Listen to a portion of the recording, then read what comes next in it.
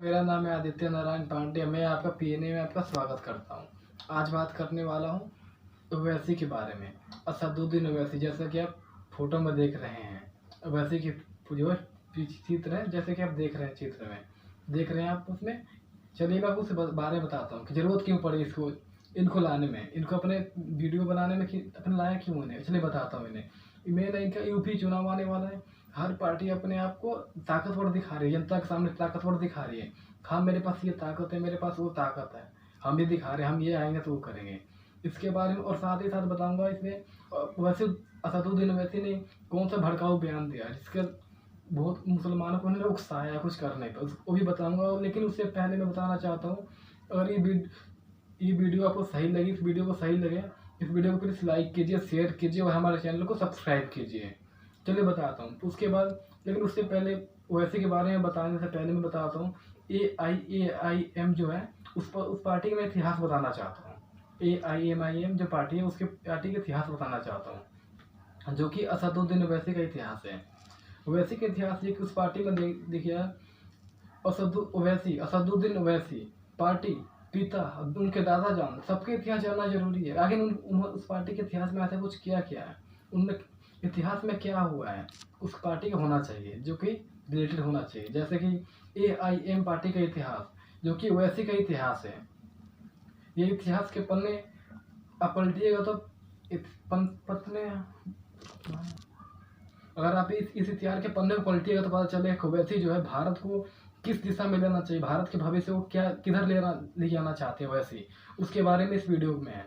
चलो इसके इतिहास में जानना चाहते हैं कि वो किस तरफ लेना चाहते हैं भारत को। चलिए बताते हैं आपको। AIAIM जो पार्टी, उसके इतिहास। ये पार्टी जो बनी थी 1927 में बनी थी। सही सुनिए आप, 1927 जब भारत आज़ाद नहीं हुआ तो उस टाइम ये पार्टी बनी थी। उस टाइम पार्टी बनी थी, लेकिन किसके कहने बनी थी, वो थे किसके कहने बनी थी, ये भी बहुत बड़ा इंपॉर्टेंट है, बहुत बड़ा महत्वपूर्ण है। वो बनी थी हैदराबाद के शासक जो है निजाम, हैदराबाद के शासक निजाम के कहने पर पार्टी बनी थी। और उस वक्त पार्टी का नाम था MIM। उस टाइम पे, अभी देखते हैं क्या AIMIM है, लेकिन उस टाइम पे केवल MIM हुआ करता था, क्योंकि अभी तो AIMIM इसलिए ऑल इंडिया लग गया था। लेकिन इस सबसे बड़ा इस पार्टी का मकसद क्या था, इस पार्टी का सबसे बड़ा मकसद ये था कि ये पार्टी भारत से एक अलग मुस्लिम राष्ट्र है ना, भारत से एक अलग मुस्लिम राष्ट्र की चाहती थी कि एक हमें कुछ क्षेत्र मिल जाए, जैसे कि जिन्ना चाहते थे, जिन्ना भी चाहते थे पाकिस्तान को ऐसा देश मिल जाए, हमें भारत से अलग होना है, वैसे ये भी चाहते थे ओवैसी की पार्टी। अभी उस टाइम ओवैसी की एंट्री नहीं हुई थी क्योंकि ओवैसी उस टाइम पैदा भी नहीं हुए होंगे कोई नहीं। उन्होंने भारत नहीं चाहिए था, इन्हें बस चाहिए था क्या, जैसा जिन्ना को पाकिस्तान चाहिए था, वैसा इन्हें क्या चाहिए था, हैदराबाद को भारत से अलग देश चाहिए था, इसलिए। चलो 1944 आते आते ये हुआ कासिम रिजवी। जी हाँ, कासिम रिजवी उस टाइम के लीडर थे इस MIM पार्टी के, वही कासिम रिजवी उस टाइम लीडर बने भी थे, ये भी कह सकते उस टाइम बने थे या फिर बहुत पहले चले आ रहे थे। और कासिम रिजवी ने 1.5 लाख की फौज तैयार की थी। सही सुनिए आप, कासिम रिजवी ने 1.5 लाख की फौज तैयार की थी। और किस लिए तैयार की थी, सबसे पहला जानना ये जरूरी है कि कासिम रिजवी ने 1.5 लाख फौज की तैयार क्यों की थी और कैसे की थी और किस मकसद से की थी। उनका मकसद यही था कि भारत को हैदराबाद में विलय नहीं होने देना है, भारत में हैदराबाद का विलय नहीं होना चाहिए। इनका मकसद ये था, इस पार्टी का मकसद। हैदराबाद बहुत सारे हिंसा हुआ, खून खराबा हुआ। क्यों? क्योंकि हैदराबाद को भारत से अलग होना चाहिए था। लेकिन उस टाइम पे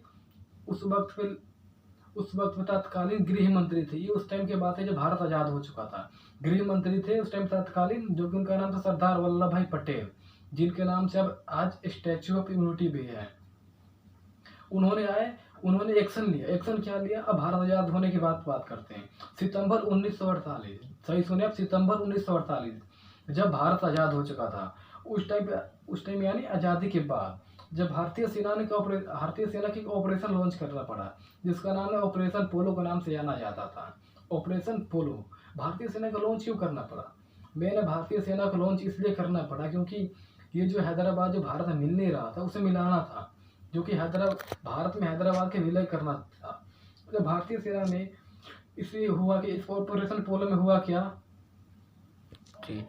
इससे यही हुआ कि हैदराबाद को भारत में मिलाया गया। लेकिन इसका क्रेडिट किससे जाता है? इसका क्रेडिट सिर्फ एक ही इंसान को जाता है, वह सरदार वल्लभ भाई पटेल, जिसके पहले में थोड़ी देर पहले बताया, जिसके नाम से आज स्टेचू ऑफ यूनिटी है, जिन्होंने ऑपरेशन पोलो शुरू की थी। वरना अगर ऑपरेशन पोलो शुरू नहीं किया हुआ था तो आज भारत में हैदराबाद होता नहीं। हैदराबाद शायद कोई और मुस्लिम राष्ट्र होता। इसलिए ये जरूरी था। अच्छा, अब ये तो हो गया, चलो भारत हैदराबाद में क्या भारत में विलय हो गया, भारत में हैदराबाद का विलय हो गया। अब आया 1948 में इस पार्टी जो थी MIM पार्टी को बैन कर दिया गया। बैन क्यों किया गया? क्योंकि ये देश के लिए खतरा थी। और उसमें तो कासिम रिजवी थे, वो क्या थे इस टाइम पे, इसके पार्टी के लीडर थे। उन्हें गिरफ्तार कर लिया गया था। उन्हें गिरफ्तार करने के बाद 1948 में गिरफ्तार करने के बाद 1948 से लेकर 1957 तक 1957 तक इन्हें जेल में रखा गया। लेकिन जेल में रखने के बाद क्या किया गया? इन्हें 1957 में इन्हें छोड़ दिया गया। ये भारत की सबसे बड़ी गलती थी कि उन्हें छोड़ना नहीं चाहिए था। ऐसे पागल इंसानों को, ऐसे कमीनों को छोड़ना नहीं चाहिए था। क्यों? क्योंकि इन्होंने इतने बड़े साजिश किया था देश को तोड़वाने में, तो छोड़ कैसे सकते हैं? चलिए ये तो हो गया, छोड़ दी। लेकिन इस शर्त पर छोड़ा गया क्योंकि 48 घंटे के अंदर, यह सही सुने, 48 घंटे के अंदर अंदर पाकिस्तान चले जाए, इस शर्त पे उन्हें छोड़ा गया था। लेकिन कासिम रिजवी तो बहुत इंटेलिजेंट निकले, बहुत तेज निकले, वो तो चले गए पाकिस्तान। लेकिन पाकिस्तान जाने से पहले उन्होंने एक ऐसा चाल चल दिया उन्होंने कि भारत के लिए खतरा बन गया ये। वो खतरा कौन सा था चलिए बताता हूँ आपको। वो MIM पार्टी के ना जो बैन हो चुकी थी, उसकी जिम्मेदारी उन्होंने एक वकील को दे दिया था। सही सुनो, उसकी जिम्मेदारी क्या है? एक वकील को दे दिए थे। उस वकील का नाम था अब्दुल वहीद ओवैसी, जो कि असदुद्दीन ओवैसी के दादा जान है। ये अब्दुल वहीद ओवैसी ने इसे MIM को हटाकर नाम बदलकर इसमें ऑल इंडिया लगा दिया। क्यों लगाया? क्योंकि अब तो भारत आज़ाद हो चुका था, बहुत पहले हो चुका था।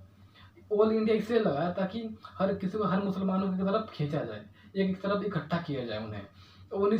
उसके बाद अब्दुल वाहिद ने शुरू किया, तो उसके बाद उनके बेटे सलाहुद्दीन ओवैसी ने इसको किया, जो कि असदुद्दीन ओवैसी के ये पिता हैं। उसके बाद सलाहुद्दीन ओवैसी, उनके बड़े बेटे हैं जिनका नाम है असदुद्दीन ओवैसी। अब यहाँ से ओवैसी की एंट्री हुई इस राजनीति में। और ये इतिहास के चैप्टर इसलिए खोलना पड़ा कि इस पार्टी के इतिहास के जो किया है उसमें एक सच, और सच में क्या है। इस इतिहास के चैप्टर से हमें ये पता चलता है कि ये जो है गोल गोल का जो चक्कर चल रहा है। आप सोच रहे गोल गोल की मैं क्यों बोल रहा हूँ? गोल इसलिए बोल रहा हूँ क्योंकि जो ये पहले के कासिम रिजवी प्लस MIM, ये क्या निकलते भारत को घूमते फिरते बंद कर रहा है। ये घूमते क्या ओवैसी की तरफ आ गया। कैसे बताता हूँ। सबसे पहले क्या थे? अब्दुल हमीद ने कासिम रिजवी, उसके बाद क्या है? Qasim Rizvi plus MIM। इन्होंने कासिम रिजवी के बाद इन्होंने MIM की शुरुआत की थी, जो सेम लीडर थे। उसके बाद अब्दुल हमीद के बाद क्या है? सलाहुद्दीन ओवैसी। उसके बाद है असदुद्दीन ओवैसी। ये तो गोल घुमाने वाला चक्कर जो चलता आ रहा है। लेकिन ये बात क्या करते हैं? ये बात उनका एक ही चक्कर चलता आ रहा है इस पार्टी का। वो है मुसलमानों को बताना, मुसलमानों के बारे में ज़्यादा बताना, मुसलमानों की ही बात करना। ये संसद में बैठते हैं, जब भी ऐसे भाषण देते हैं जैसा लगता है कि कोई आतंकवादी बोल रहा हो। ये संविधान की बात करते हैं, सही सुने आप। लेकिन ये बात भूल जाते हैं कि संविधान में हिंदू भी है, सिख भी है, ईसाई भी है। और वैसे इस देश में केवल मुसलमानों की बात काम नहीं चली, मुसलमानों की बात नहीं चली, क्योंकि देश ये हिंदुस्तान, यहाँ सबकी चलती है और हिंदुओं को चलनी चाहिए इस बात को। इस इतिहास से भी पता चलता है कि जो वैसी की पार्टी इसके इतिहास में चले गए आप, इतिहास तो जान गए। लेकिन जो अभी हो रहा है, अभी ये हो रहा है कि जो यूपी में इलेक्शन है, जो अभी पता चल रहा है कि यूपी इलेक्शन वर्सेस ओवैसी, ये चक्कर चल रहा है। जो क्योंकि वैसे ऐसे बयान दे रहे हैं, शायद आपको भी पता होगा कि 2-3 दिन पहले ओवैसी गए थे अभी अयोध्या, सुल्तानपुर और गए थे बाराबंकी। वहाँ गए थे इसलिए वहाँ पर रैली में ऐसी बात, वहाँ पर रैली किए, रैली में ऐसी बातें बोले कि सुन के आपका खून खुल उठेगा। क्योंकि वो असदुद्दीन ओवैसी हैं, केवल मुस्लिमों की बात करते हैं, अपने आप को सेकुलरिज्म मानते हैं, अपने आप को पता नहीं क्या मानते हैं। लेकिन बात इनकी केवल अटकती है अटकती वो है, मुस्लिमों पे अटकती है। तो बताता हूँ ना रैली में कि उन्होंने क्या बोला है और कैसे जीना बनते जा रहे हैं। क्योंकि जो कि क्या जीना बनते जा रहे हैं, कैसे बन रहे हैं। देखिए जो जीना बोल रहे थे, जीना की जो भाषा बोल रहे हैं जो वैसे ही बोल रहे हैं, अब सबको पता चल रहा है ये। लेकिन ये इससे हमें सबक लेने की जरूरत है। अब उस टॉपिक में आता हूँ, उस बात पे आता हूँ कि वैसे ने बोला क्या है। वैसे एक रैली कर रहे थे, जैसे कि आपको पहले बताया मैंने, अयोध्या, सुल्तानपुर और क्या था बाराबंकी, इन तीनों जगह पर रैली की। लेकिन वहाँ पे तीनों चीज़ में एक चीज़ कॉमन था, वहाँ पे उनकी बात जो थी मुस्लिमों के ऊपर थी। इन्होंने ये बोला कि अगर 11% यादव, सही सुने आप, 11% यादव मुलायम सिंह यादव और अखिलेश यादव को मुख्यमंत्री बना सकते हैं, तो क्या 19% मुसलमान जो है क्या उस पार्टी को जिता नहीं सकता, उस पार्टी को मुख्यमंत्री नहीं बना सकता। इनकी भाषा ये थी। लेकिन बार बार संविधान की बात आप करते हैं, लेकिन बाद में शायद भूल जाते हैं ये कि ये तो 19% की बात बोलते हैं, चलो मानता हूँ। लेकिन अगर बीजेपी ऐसा बोल दे कि नहीं 19% आप वैसे ही पार्टी को दे दीजिए, कोई दिक्कत नहीं। लेकिन बाकी जो है 81%, तो 100 में 19 हटाएंगे, 81 तो बचेगा। 81% बीजेपी को दे दीजिए। क्यों बीजेपी को इसलिए देना चाहिए हमें। अब बोले सर मैं बीजेपी की बात क्यों कर रहा हूँ, मैं बीजेपी की बात इसलिए कर रहा हूँ क्योंकि जो समाजवादी पार्टी है उस उन्होंने जानते हैं उन्होंने क्या किया था। उन्होंने कार सेवकों पर गोलियां चलवा दी थी, सही सुनिए आप, उन्होंने कार सेवकों पर गोलियां चला दी थी, जो कि AK-47 राइफल थी, उससे चलवा दिया था, जो कि उस टाइम पे बहुत खतरनाक राइफल हुआ करती थी।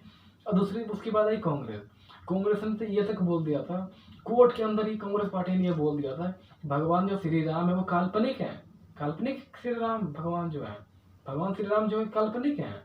ये कांग्रेस से बोलती। उसके बाद आती है बहुमत समाजवादी पार्टी जो है, जो कि मायावती को इनसे कोई लेना देना तो है नहीं, तो बस ये बीजेपी। लेकिन बीजेपी ऐसा बोल दे तब तो भैया हो गया काम, जैसे कि सुन रहे हैं आप, 2 महीने बोल दिया, 2 बार मैंने बोल दिया। क्यों बीजेपी बोल दिया ऐसी बात। तो इस देश में लोकतंत्र नहीं, इस देश में कुछ नहीं, इस देश में ये नहीं है, इस देश में मुसलमानों की चल नहीं चलती, इस देश में मुसलमानों की यत नहीं दिया जाता, इस देश में मुसलमानों की बात नहीं करता, इस देश में मुसलमानों को ये अधिकार नहीं है, मुसलमानों को जुर्म है, मुसलमानों के ऊपर जुर्म हो रहा है, मुसलमान डरे हुए हैं, ये बात बोलते हैं। वैसे मैं यही चाहता हूँ आखिरी चीज़ में, इस वीडियो को लाइक कीजिए, लाइक मत करना कोई दिक्कत नहीं, लेकिन इस वीडियो को शेयर कीजिए और बहुत सारे लोगों को शेयर कीजिए, ताकि बहुत सारे लोगों को जाए और इस पार्टी के इतिहास के बारे में जो मैंने बताया वो जान सके। और आपको वीडियो सही लगी, इस वीडियो को लाइक कीजिए और शेयर कीजिए। और शेयर बहुत, जैसे कि मैं पहली वीडियो हर वीडियो में बताता हूँ, अपने व्हाट्सएप में जरूर शेयर कीजिए, ताकि 2-3 ग्रुप होते तो बढ़िया लगता है, फिर ज़्यादा लोग देखते हैं इस वीडियो को। और इस वीडियो को सब शेयर करने के बाद चैनल को सब्सक्राइब कीजिए। अगर आपने चैनल को सब्सक्राइब कर लिया तब का बहुत बहुत धन्यवाद। जय हिंद।